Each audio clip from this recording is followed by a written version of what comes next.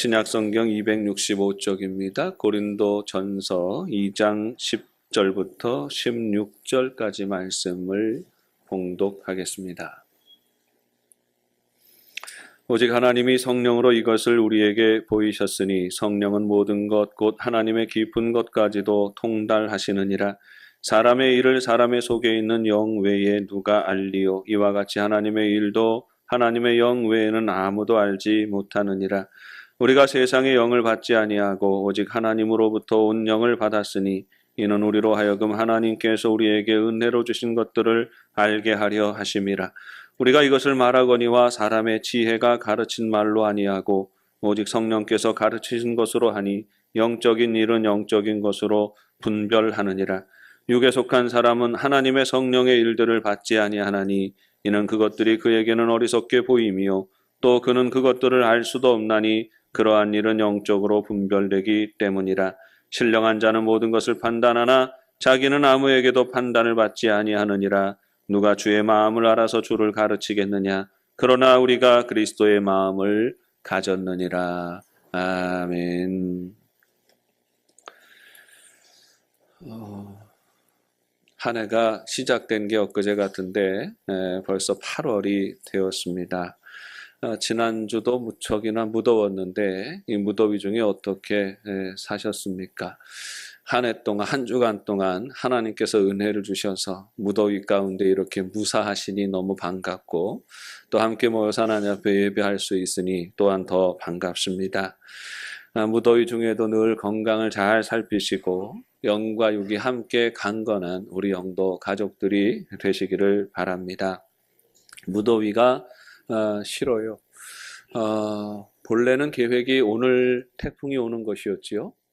태풍이 오늘 와서 또 일기예보상으로는 아마 우리나라를 지나갈 거다. 그럴 가능성도 있다. 이런 이야기를 했습니다. 그래서 기도하기를 하나님, 태풍이 지나가는데 피해는 하나도 없이 비만 충분히 내려주시고 기온만 좀 시원하게 해주시고 그렇게 지나갔으면 좋겠습니다 하고 그렇게 기도했는데 하나님께서 아예 태풍의 방향을 꺾어주셔가지고 딴 데로 가게 하셨어요.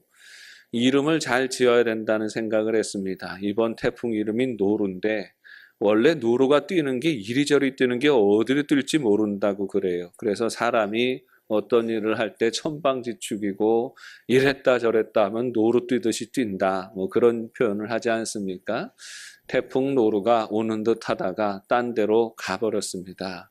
어쨌든 당분간 무더위가 계속 지속이 될 것 같습니다. 그래도 우리 부산이 혜택받은 곳이라 천혜의 하나님의 은혜가 있는 곳이라 그래도 시원한 곳입니다. 네, 여러분 저 북쪽 얘기 들어보니까 제가 어머님, 아버님과 통화를 하지 않습니까? 그러면 서울에 계시는 분들 얘기 들어보니까 사람 살 곳이 아니다라는 아스팔트가 절절절 녹는 것처럼 그렇게 뜨겁다는 이야기를 들었습니다.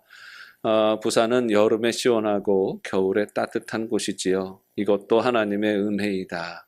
그러니까 감사하고 기뻐하며 살아야 되겠다는 생각을 이 무더위 가운데 새삼스럽게 해봅니다.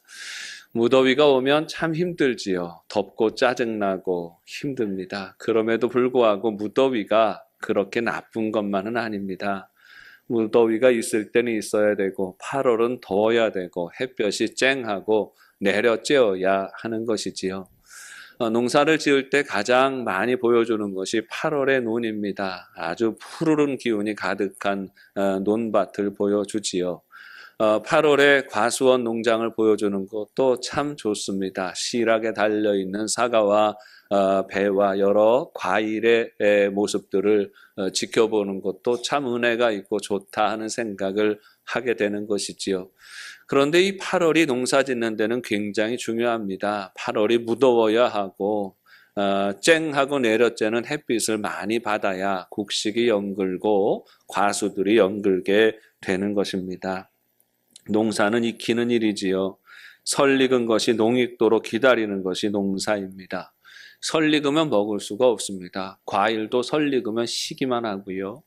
곡식도 설 익으면 퍼석퍼석합니다. 찰기가 없는 것이지요. 상품 가치가 없어지는 것입니다. 과일이든 곡식이든 익어야 가치가 있는 것이지요. 짐승도 마찬가지입니다. 새끼 송아지, 새끼 강아지 가지고 개와 개의 역할, 송아지의 역할을 하게 하지 않습니다. 이제 태어난 송아지의 젖을 짜지 않고 그 송아지 짐에다 무거운 짐을 지워서 다니게 하지 않습니다. 자라서 소가 되어야 하지요.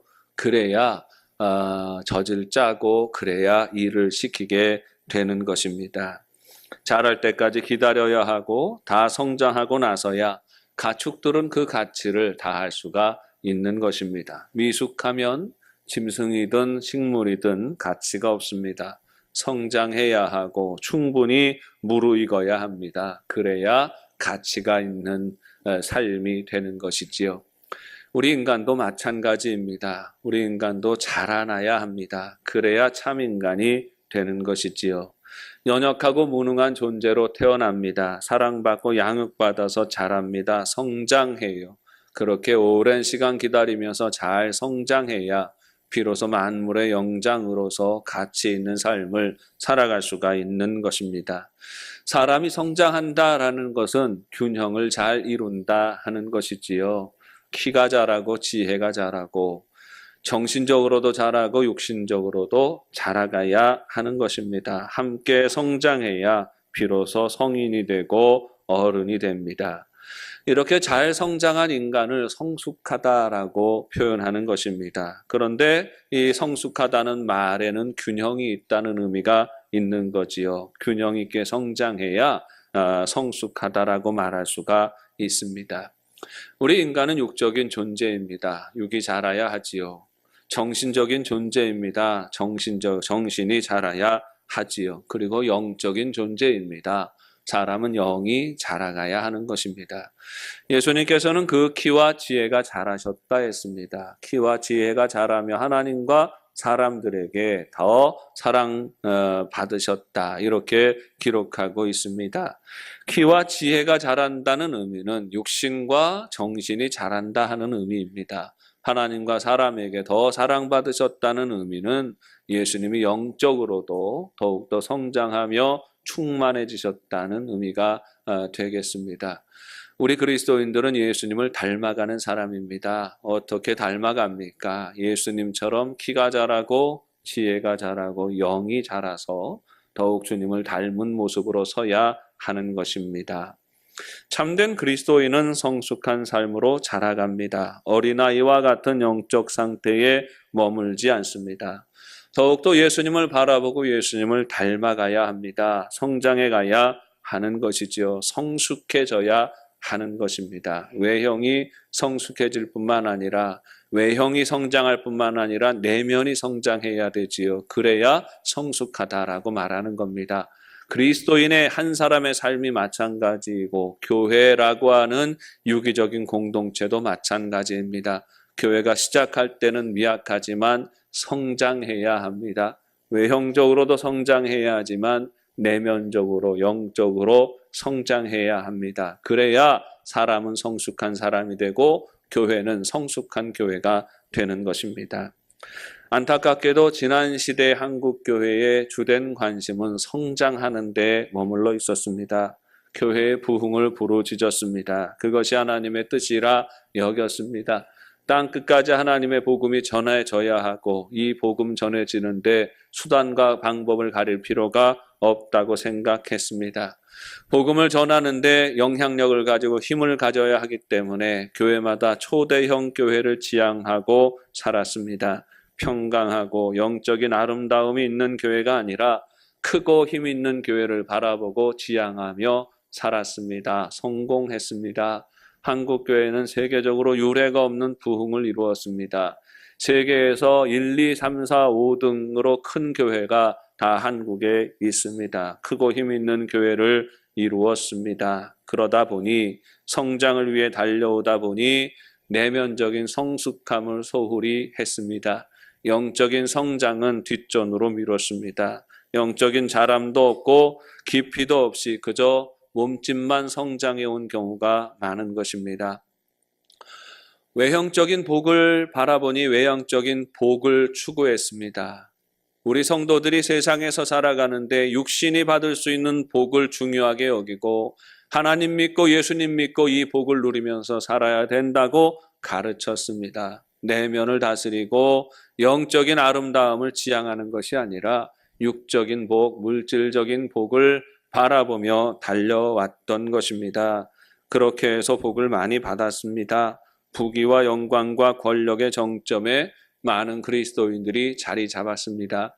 우리 한국의 인구 구성원 중에 기독교 인구가 차지하는 비율은 미약합니다. 그런데 우리 한국 안에, 우리 한국 사회 안에서 사회의 지도층, 경제적인 지도층, 또 정치적인 지도층, 또 사회적인 여러 부분에 있어서 힘 있는 자리에 나아간 그리스도인들의 숫자는 훨씬 많습니다. 그만큼 성실하게 달려왔기 때문이죠. 열심히 사는 모습에 있어서는 우리 그리스도인들이 최선을 다했고 그로 인하여서 많은 복을 누린 것이 사실입니다. 그런데 이 사회적으로 외형적인 복은 많이 받았지만 그것을 감당할 수 있도록 영적인 성숙함을 추구하는 데 있어서는 우리가 관심을 많이 기울이지 못했습니다. 그래서 사회적인 성공이 오히려 부끄러운 이유가 되기도 하는 것입니다. 지난주에 우리 사회를 뒤흔들었던 중요한 뉴스 가운데 하나가 육군 대장의 대장도 아니고 육군 대장의 부인이 공관병을 대상으로 갑질을 일삼던 것이 사회에 알려지고 그래서 아주 큰 파장이 일고 있습니다. 이 공관병들에 대한 인권 침해의 소지가 심히 많다라고 하는 것인데 그 전해지는 소식을 들을 때에 우리들은 좀 의아한 부분이 있습니다. 먼저 군대 생활한 많은 남성들은 공관병들 다 그렇게 사는 거 아니었나? 하는 그런 생각을 해요. 그 이면에 굳이 정치적인 계산도 있을 것 같고 그렇지만 그러나 그걸 이야기하기 전에 드러나는 모습만 가지고 우리는 우리의 성숙하지 못한 부분을 반성할 필요는 있겠습니다. 이 공관병에 대하여서 대장님 사모님이 많은 무리한 일들을 이제 시켰지요. 원래 공관병은 가정부처럼 일하는 일입니다. 그 안에서 거의 사복을 입고 생활하지요. 공관 청소하고 경비하고 또 필요하면 음식 만들어서 대접하고 설거지하고 이런 일들을 합니다. 그러니까 사모님 눈에 안 찰 때가 많지요. 꾸지람도 많이 받을 때가 있는 것입니다. 여러 가지로 하기 싫은 일을, 남자가 하기 싫은 여러 가지 일들을 감당하면서 모욕감도 느끼고 여러 가지 험한 그런 경우를 당했지만 그중에서 제일 싫다고 부각되어지는 것이 주일이면 교회를 데리고 간다는 것이었습니다. 그래서 그 대장님 사모님이 독실한 기독교 신자였다는 거예요. 주일날 부대 내에서 예배를 드리는데 공관병은 무조건 가야 되는 거예요. 그래야 전도 한 명 하는 거니까 그렇게 해서 늘 데리고 갔다는 겁니다. 그 공관병이 불교 신자여도 할 수 없어요. 무조건 교회 가야 됐고 이것으로 인하여서 인격적인 모욕감을 느꼈다라고 진술을 하고 있고 이것이 문제가 많이 되고 있습니다. 교회에 데리고 간 것만이라면 그게 무슨 큰 문제가 되겠습니까? 교회 데리고 가는 거 얼마나 좋은 일입니까? 불교 신자이든 불신자이든 무신론자이든 잘 권해서 교회 데리고 가는 거는 그거 뭐가 나쁜 일이겠습니까? 문제는 교회만 데리고 갔지 인격적으로 대우하지 않았습니다. 인격적으로 복음을 전하지 않았습니다. 하나님의 마음과 주님의 사랑을 가지고 대하지 않았습니다. 종 부르듯이 대하면서 교회 갈 때가 되면 또 변하는 그런 모습을 보여주었던 것이지요. 이로 인하여서 덩달아서 그리스도인들이 욕을 먹고 있습니다. 덩달아서 우리 온 나라 기독교인들이 괜히 부끄러워지는 한 주였습니다. 성장을 기반으로 성공을 기반으로 막무가내로 행동하는 것은 영적으로 미숙하기 때문입니다. 정신적으로 미숙하기 때문이지요. 돈 좀 있다고 갑질하는 거 정신적으로 미숙한 것입니다.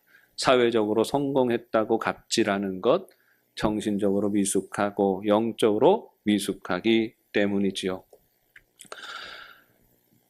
비단 이렇게 성공을 기반으로 미숙한 행동을 보이는 것은 한 개인의 모습만은 아닙니다. 몇 년 전에 우리나라 유명한 사찰에 기독교인들이 들어갔습니다. 들어가서 거기서 통성 기도하고 땅 밟기 기도하고 그러면서 아주 사찰 안에는 절간 안을 아주 쑥대밭으로 만들어 놓았던 일들이 화제가 되었던 적이 있습니다. 입장을 바꿔놓고 생각을 해보십시다. 만약에 우리 영도 교회당 안에 스님들이 다 들어와가지고 목탁을 두드리며 반야심경을 외운다고 하면 여러분들 기분이 좋으시겠습니까? 기분이 상할 일이지요. 기본적인 예의를 갖추지 않은 것입니다. 성숙하지 않은 미숙한 태도이지요. 그저 영적인 전쟁으로 모든 것을 그렇게 치부해 버린 탓입니다. 깊이 생각하지 않고 단순하게 모든 것을 판단하고 결정하는 것은 지극히 미숙한 사람들의 태도인 것입니다. 온 나라 사람들이 예수쟁이들 도대체 왜 그러느냐라고 비난합니다. 손가락질합니다. 그 손가락질하는데 얼마나 얼굴이 뜨뜻해지는지 몰랐습니다. 기독교가 이 나라 안에서 지나치게 성장만 추구하고 성숙해지지 않았기 때문입니다. 성숙하지 않은 사람들이 이 나라 기독교의 지도자가 되었습니다. 목사가 되고 장로가 되었습니다. 결정하는 사람들이 되었습니다. 계획하는 사람들이 되었습니다. 그러니까 미숙한 행동을 계획하고 실행하게 되는 것입니다. 사람은 다 어린아이로 태어납니다. 그런데 어린아이로 태어나서 멈추는 것이 아닙니다. 하나님의 뜻은 자라나야 하는 것이지요. 어른이 되어야 하는 것입니다. 그런데 많은 사람들이 어린아이에 대한 관심을 이렇게 표현합니다. 너 이 다음에 무슨 사람이 될래? 너 이 다음에 뭐 하면서 살래? 그러면 저는 대통령이 될 거예요. 근데 사실은 저희 시대나 대통령이었지 요즘은 대통령 되고 싶다는 말 잘 안 하지요. 저는 뭐 의사가 될 거예요. 저는 선생님이 될 거예요. 뭐 할 거예요? 뭐 할게요? 이런 이야기를 다 합니다. 어른들도 그냥 그게 관심이에요. 그런데 여러분, 그것보다 더 우선하는 관심이 어디에 있습니까? 어린아이에 가지고 있는 가장 중요한 사명은 이 다음에 커서 박사가 되고 의사가 되고 교사가 되고 목사가 되고 선교사가 되고 여러 가지 어떤 역할을 하는 그런 직업을 가지는 것이 중요한 게 아니라 더 중요한 것은 어른이 되어야 하는 것이죠. 어린아이는 어른이 되어야 합니다. 먼저 어른이 되어야 그 다음에 주어지는 역할을 감당해낼 수가 있는 것이지요. 그러면 어른이 된다는 것이 무엇일까요? 성숙해진다는 것이 영적으로 의미하는 것이 어떤 것일까요? 어린아이와 다른 어른의 가장 중요한 특징은 분별력입니다. 뜨거운 난로에 손을 대면 화상을 입는다는 것을 어른은 압니다. 그런데 어린아이들은 잘 모르지요. 그러니까 난로가 이글이글거리고 타도 거기에다 손을 대고 화상을 입는 겁니다. 나쁜 친구들과 어울려서 나쁜 행동을 하면서 살아가면 인생이 잘못된다는 것을 어른들은 압니다. 그런데 어린아이들은 몰라요. 그냥 내가 좋으면 좋은 친구고 내게 나쁘면 나쁜 친구지 무슨 나쁜 친구 좋은 친구가 따로 있습니까? 라고 어머니들에게 엄마들에게 반문하는 것입니다. 인생을 살면서 하면 안 되는 일이 있습니다. 하면 큰일 나는 일이 있습니다. 그 일을 하게 되면 수모를 당하고 부끄러움을 당하고 심지어 낭패를 당하게 됩니다. 법적인 처벌을 받는 일들이 있습니다. 어른들은 알아야 하는 거지요. 그런데 잘하지 못한 어린 아이들은 잘 몰라요. 그러니까 잘못된 행동도 하는 겁니다. 살다 보면 어떤 일은 반드시 해야 합니다. 손해를 보더라도 낭패를 당하더라도 수모를 당하더라도 반드시 해야 하는 일이 있어요. 어른들은 그걸 분별할 줄 알아요. 그러니까 손해 보더라도 해야 할 일을 하는 겁니다. 어린아이들은 모릅니다. 모든 상황에 대해서 어른이 가지고 있는 특징은 분별할 줄 안다는 것이고 어린아이들이 가지고 있는 특징은 분별할 줄 모른다는 것입니다. 상황을 헤아립니다. 그래서 어른들은 장례식장에 가면 그 전까지 하하호호 웃고 그렇게 즐기다가도 장례식장에 가서 상주들을 보고 슬퍼하는 이들을 보면 안색을 단정히 하고 엄숙한 표정으로 조의를 표할 줄 알아요. 그런데 어린 아이들은 장례식장이어도 놀이터처럼 뛰어다니는 게 어린 아이들입니다. 주일이면 모여서 예배를 합니다. 예배당에 모여서 예배를 하는데 예배당 안에는 경건하게 예배해야 되는 곳이다라는 걸 어른들은 알지요. 그런데 어린 아이들은 말귀 못 알아듣는 아이들은 몰라요. 그래서 예배당 안에 풀어놓으면 어디 사방으로 뛰어다니고 막 그러는 겁니다. 이게 어린아이의 특징이지요. 영적으로 성숙하다는 것도 마찬가지입니다. 우리가 상황에 대한 분별력을 가지는 게 어른이라고 한다면, 그리스도인이 영적으로 성숙하다라고 하면 한 가지 덧붙여서 영적인 분별력을 가져야 하는 것이지요.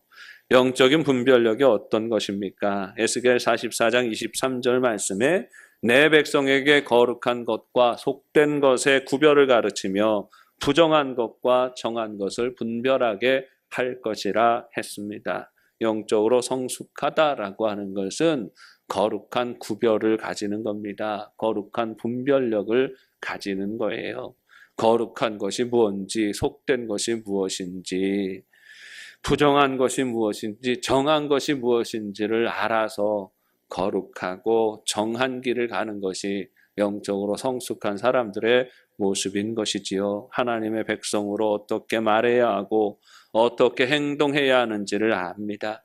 세상 사람들이 좋아하는 건 나도 역시 좋아하고, 세상 사람들이 사족을 못 쓰면 나도 역시 사족을 못 쓰고, 세상 사람들이 슬그머니 비겁해지는 곳에서 나도 역시 비겁해진다라고 한다면 우리는 거룩한 것이 아니에요. 구별됨이 없는 것입니다. 세상 사람들이 어떻든지 간에 우리들은 구별된 기준을 가져야 합니다. 우리도 역시 같은 사람이니까 세상 사람들 좋아하는 것 좋아합니다. 싫어하는 것 싫어하지요. 그러나 좋고 싫고에 있어서 우리는 우리 나름대로 한 가지 더하여지는 기준이 있어야 한다는 말입니다. 예를 들면 너도 나도 할 것 없이 믿는 사람이나 믿지 않는 사람이나 돈을 좋아합니다. 돈은 많이 가지고 있는 것이 좋지요. 우리 영도 가족들이 하나님이 물질의 복을 많이 부어주셔서 물질적으로도 풍성하시기를 바랍니다. 그런데 그 물질을 귀하게 쓸 줄도 아는 그런 복이 있는 삶이 되시기를 바랍니다. 세상 사람들은 돈 좋아해요. 그래서 돈이라면 그냥 그것을 쥐는데 집중을 합니다. 그런데 그 돈이 어떤 돈인지 중요하지 않아요. 그게 돈이 머무든 돈인지 머무든 돈이 뭐가 상관이 있느냐 하는 거예요. 돈의 가치는 쓰여있는 숫자에 상관이 있는 거지. 그 돈이 부정한 돈이든 더러운 돈이든 상관없이 움켜쥐는 것 좋아합니다. 이게 세상 사람들, 믿음 없는 사람들의 태도이지요. 그러나 그리스도인들은 돈을 좋아하지만 아무 돈이나 좋아해서는 안 됩니다. 거룩한 돈과 거짓된 돈을 나눌 줄 알아야 돼요. 땀 흘린 정결한 돈과 정직한 돈과 그렇지 않은 물질을 구분할 줄 알아야 하는 것입니다. 그리스도인 성공하기를 원하는 것은 그리스도인들이나 믿지 않는 사람들이나 마찬가지입니다. 그러나 믿지 않는 사람들은 성공하기 위해서 물불을 가리지 않습니다. 그리스도인들은 물불을 가립니다. 수단과 방법을 가릴 줄 알아야 하는 거예요. 우리 인생을 살면서 이제는 여유를 맛보고 즐길 때가 되었습니다. 많은 사람들이 가정 안에서도 여러 가지 여유와 즐거움을 찾아갑니다. 그런데 그리스도인은 거룩한 즐거움을 찾아가요. 거룩한 기쁨을 누려야 하는 것입니다. 모든 일에 있어서 거룩한 기준과 뜻을 가지고 살아가는 것이 영적인 분별력을 가지고 살아가는 것입니다. 여러분, 그러면 거룩이 무엇입니까? 우리가 거룩해져야 분별력을 가지는데 그러면 거룩이 어떤 것입니까? 옷차림을 단정히 하는 것입니까? 자세와 태도를 바르게 하는 것입니까? 입을 열면 찬송을 부르는 겁니까? 입만 열면 할렐루야를 외치나요? 입만 열면 주여를 외치나요? 입만 열면 아멘 아멘 그렇게 큰 소리로 외쳐야 하는 것입니까? 이게 거룩일까요? 저는 사실 지나치게 그러는 분들은 무섭습니다. 저 만났다고 목사 앞이라고 할렐루야 아멘 하는 분들은 꿍꿍이가 있는 경우가 많아요. 대부분 자기의 무슨 욕심과 뭘 좀 해달라고 하는 경우가 많이 있지요.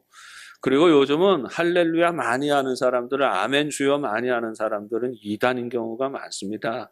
그래서 지나치게 요란스럽게 경건한 척하는 사람들 보면 주의 깊게 보게 되는 거예요. 이 사람은 출처가 어디인가, 어디서 왔는가 이렇게 생각하는 시대가 되었지요. 여러분, 거룩의 가장 중요한 의미는 하나님의 마음이고 하나님의 뜻이고 하나님의 시선입니다. 거룩한 사람은 하나님의 마음을 가진 사람이에요. 거룩한 사람은 하나님의 뜻을 분별하는 사람입니다. 거룩한 사람은 하나님의 시선을 가지고 시대를 볼 수 있는 사람들이지요. 모든 거룩의 핵심은 하나님의 뜻을 분별하는 것입니다. 사람들의 욕심과 시대의 풍조와 전혀 다른 하나님의 마음을 헤아리고 그 뜻을 붙잡는 겁니다. 그러니까 말씀이 없이 기도가 없이 거룩해질 수 없습니다. 말씀이 없이 기도가 없이 사람은 영적인 분별력을 가질 수가 없고 말씀과 기도의 방법이 아니고 다른 방법으로 여러분은 영적으로 성숙해질 수가 없는 것입니다. 오늘 본문을 이끄는 9절부터 본문 10절까지의 말씀을 읽겠습니다. 하나님이 자기를 사랑하는 자들을 위하여 예비하신 모든 것은 눈으로 보지 못하고 귀로 듣지 못하고 사람의 마음으로 생각하지도 못하였다함과 같으니라. 오직 하나님이 성령으로 이것을 우리에게 보이셨으니 성령은 모든 것 곧 하나님의 깊은 것까지도 통달하시느니라 했습니다. 하나님의 마음을 아는 것이 거룩입니다. 거룩해져야 분별력을 가집니다. 분별력이 있어야 성숙해지는 것이죠. 하나님의 마음은 어떻게 압니까? 우리 안에 성령이 임하시고 성령이 감동하실 때에 하나님의 마음을 알 수가 있는 것입니다. 자기 안에 성령이 머물러 계시는 사람만이 하나님의 거룩한 뜻을 분별합니다. 순종하며 살아가는 것이에요. 말씀을 읽고 듣고 말씀을 받아들이고 순종하고 기도하면 하나님 말씀이 옳습니다. 이 뜻대로 살기를 원합니다. 결심하고 동의하는 순간에 하나님의 성령이 우리의 마음에 임하십니다. 우리의 중심에 임하셔서 우리의 중심을 다스리시고 그 말씀을 깨닫게 하시고 그 말씀을 따라 살게 하시는 것이지요. 이것이 영적인 메커니즘이에요. 말씀과 기도 안에서 예수를 바라보고 예수를 고백하면 성령이 우리 안에 임하시고 성령이 우리 안에 임하시면 우리는 하나님의 마음과 하나님의 뜻을 분별할 수가 있고 이 분별됨을 가지고 세상을 살아갈 때 우리는 영적인 성숙함을 이룰 수가 있는 것입니다. 13절 말씀에 우리가 이것을 말하거니와 사람의 지혜가 가르친 말로 아니하고 오직 성령께서 가르치신 것으로 하니 영적인 일은 영적으로 분별하느니라 했습니다. 우리의 마음에 하나님의 뜻을 깨닫게 하시는 분은 성령이시지요. 그 성령의 임재하심을 경험하고 살아가는 것이 성숙한 사람인 것입니다. 그러므로 우리 안에 성령이 임하시고 성령이 역사하시고 주장하시는 삶, 우리 하나님의 뜻을 분별하며 살아가는 삶이 되기 위하여서 우리는 말씀과 기도 안에서 예수 그리스도를 온전히 바라보아야 하는 것입니다. 주님을 묵상하고 주님과 동행하는 삶이 되어야 하는 것이지요. 주님과 동행하는 삶이 곧 영적인 성숙함의 증거가 되는 것입니다. 여러분, 예수를 믿는 데 있어서 미숙한 사람과 성숙한 사람의 차이가 있습니다. 여러분, 미숙하게 예수를 믿는 건 어떤 것일까요? 그저 예수님이 나의 구원의 이름이 되시는 것입니다. 내가 예수 믿으면 구원받지, 천국까지 이 믿음과 이 믿음만 있으면 되지라고 생각하는 것이지요. 교회 안에서는 신실한 모습을 가지지만 세상에 나아가서는 똑같은 모습을 가집니다. 이렇게 살아가는 사람을 미숙하다라고 말하는 것이고 이렇게 미숙함으로 살아갈 때에 도리어 하나님의 영광을 가리우게 되는 것이지요. 여러분, 성숙한 사람이 하나님 나라를 바라보는 것은 지금 여기에 이미 임하신 하나님의 나라를 살아가는 것입니다. 예수를 고백하고 살아갈 때 이 다음에 죽어서 천국 가기 위하여서 필요한 이름으로 예수님을 믿는 것이 아니라 지금 나의 삶을 다스리시고 주장하시고 인도하시는 분으로 예수를 고백하고 살아가는 거지요. 이것이 성숙한 그리스도인의 모습입니다. 유명한 복음 전도자였던 길모 목사님이 전도 여행을 하는 중에 어느 시골 마을에 들어가게 되었습니다. 그곳에 주방용품을 파는 집이 있어서 들어가서 그 주인과 잠시 대화를 나누게 됐는데 그 할아버지가 그 주인이었다는 거예요. 그래서 물었습니다. 할아버지, 요즘 장사는 좀 잘 되시나요? 뭐 그럭저럭 됩니다 하고 대답을 하더라는 거예요. 단도직입적으로 물었습니다. 할아버지, 예수님을 믿으시나요? 할아버지가 대답합니다. 그럼요, 난 예수님 믿습니다. 길모 목사님이 흥분해서 다시 이야기를 합니다. 아유, 할아버지, 예수 믿고 구원받는 건 정말 놀랍고 위대한 일이 아닙니까? 더 이야기를 이어가려고 막 그렇게 얘기하는데 할아버지가 차분하게 대답합니다. 물론 그렇습니다. 우리가 예수 믿고 구원받고 하나님 나라에 참여할 수 있다는 약속을 가지는 것, 물론 놀랍고 위대한 일입니다. 그런데 더 중요한 일이 있습니다. 길모 목사님 깜짝 놀라서 물어봤어요. 어르신, 더 중요한 게 뭡니까? 더 중요한 것은 지금 나의 삶에 주님께서 함께 하신다는 것입니다.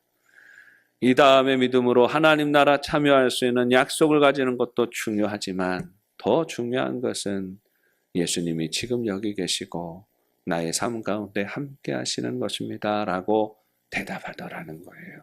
목사님이 스스로 부끄러웠다는 겁니다.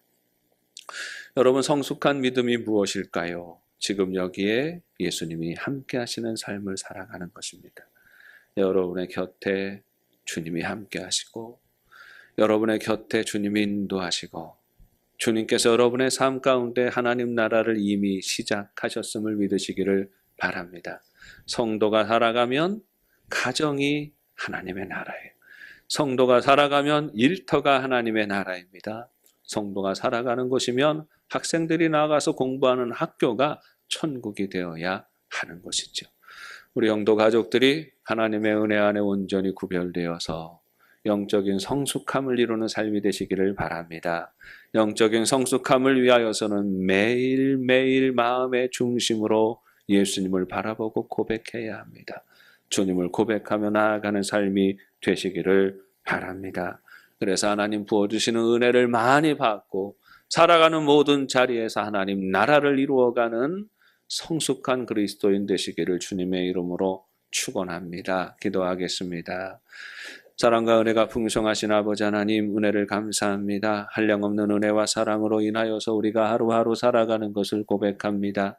믿음의 온전한 고백이 있는 삶이 되게 하여 주시고 매 순간순간 예수를 고백하며 은혜 안에 살아가게 하시고 말씀과 기도 안에 깨어있게 하시고 그러할 때 성령께서 우리의 주인 되시고 다스려 주시어서 우리의 살아가는 모든 삶의 자리가 하나님 나라로 변화지는 은혜가 있게 하여 주시옵소서. 미숙한 채로 살아가지 않기를 원합니다. 영적으로 성숙하여 거룩하신 하나님의 뜻을 나타내고 거룩한 영향을 끼치며 살아가는 삶이 되게 하여 주옵소서. 예수님의 이름으로 기도합니다.